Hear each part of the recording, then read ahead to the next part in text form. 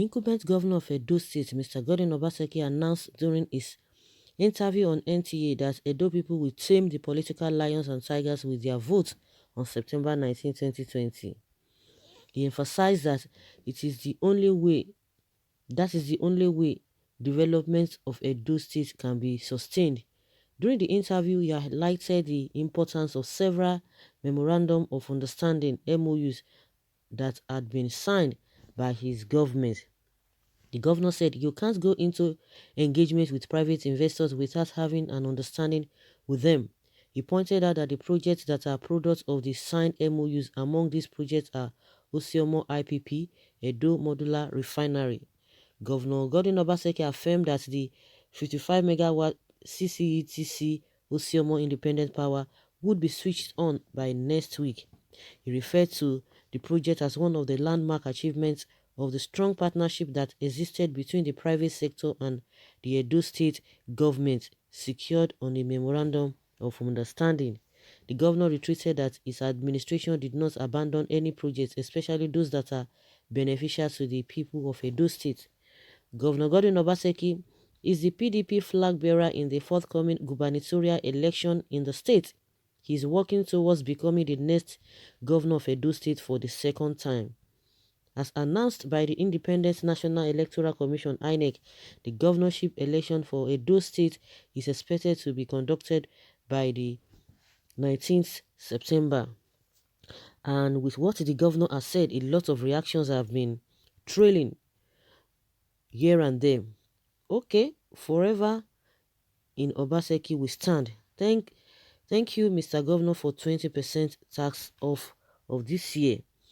I read it differently. Our Oba, in his wisdom, has pointed who the lions are. Philip, hold your boys. You are already tamed by your incompetencies. We will further tame Philip and his boys. Prepare your handover.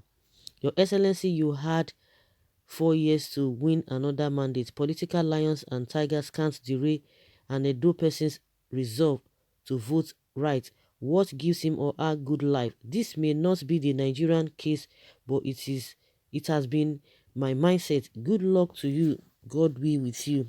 Those are different reactions. People with different reactions. Of course, there are some people who are really on the fence. Some people are neutral. Some people are indifferent. Some people are on the side of APC, and some people are on the side of PDP. Of course, with their reactions, you'll be able to know where they belong to.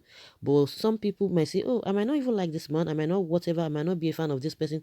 But reality must be something that is real must be said, and the reality must stand out. Just for the record, we have learned that this man is an MOU governor, according to what Ushomole is saying, and that his narrative has been passed out there, and there's nothing you are going to do with other people, especially the private sector, without having a better understanding. You can imagine what is happening now with what do they call, okay, the old name, let's say NEPA. We know that a PHCN, of course, they are PHCN, but the general name that we are used to, NEPA. And with all this Disco, Genco, and whatever, see what they are going through now. There was no proper understanding, because a lot of them just jumped at that offer without looking at the whole thing thoroughly, and now they are having problem. But for the fact that it's been privatized, yet government is still having a hand in it here and there, because there was no proper understanding. Because most times people just want to get the gain, the profit, and whatever that will be there, but other liabilities, they never looked into it. So it has to be well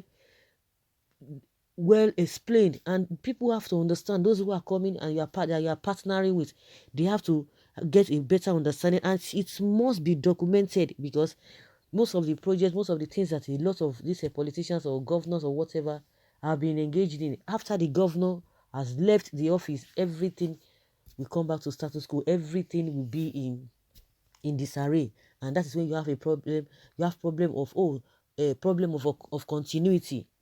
You have problem of continuity because there was no memorandum of understanding, because everybody was thinking of what to gain, not even looking into details. It's just like when you get something, or maybe you are into anything, maybe any form of contract.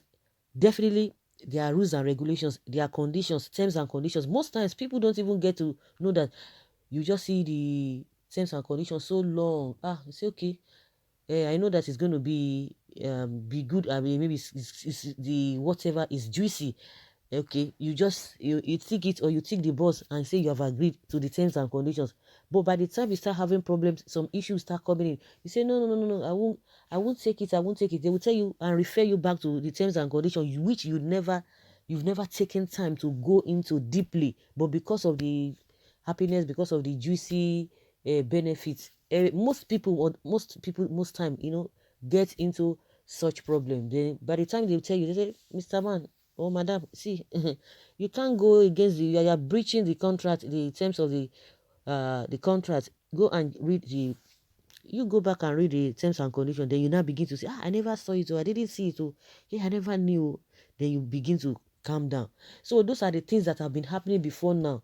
So when they say, oh, the man is a MOU governor, this and that, there must be an understanding, because it's not going to be there forever. Things must be documented, just like what we have in Anambra State. Do you know that the money being saved by the former governor, Peter Obi, it was well structured, that even no government that will come after him will be able to touch that money. The money is for Anambra people. So it will be difficult for anybody or any governor that comes in, oh, let's just go and deep hand decide that this thing. It can't be, because it is well orchestrated and structured, that nobody will just go there and be saying, I want to obtain something or anything. So that is how it is. So not just doing things shabbily. I think from that angle, we can be able to understand what this man is really into. Everybody, every party involved must understand what they are going into, because the governor will not be there. It will not be there forever. Then what happens? Well, Edo people know who have their interests at heart. Your developmental strides in the last 3 years have made you a man of the movements in Edo State. Kudos. Coming election, I still don't understand where their confidence is coming from. As for me and my household, we have made it clear that we will resist any attempt by unscrupulous APC elements to cause mayhem or disrupt the electioneering process in our units. Yes, Daddy, we are clipping their wings and sending them to permanent extinction on the 19th uh, of this month. Oga, go on with the election. Days are ticking. Okay, it's not INEC. I was born, raised, and still live in Benin. The support Your Excellency is currently enjoying right now from the masses is only similar to that Comrade Oshomole enjoyed during the build-up to his second tenure election. It's visible to the blind that APC stands no chance in this. Really? Okay, this person say he's been in the States all his life. So guys, let us hear your opinion. Let's hear your opinion and leave your comments in the comment section.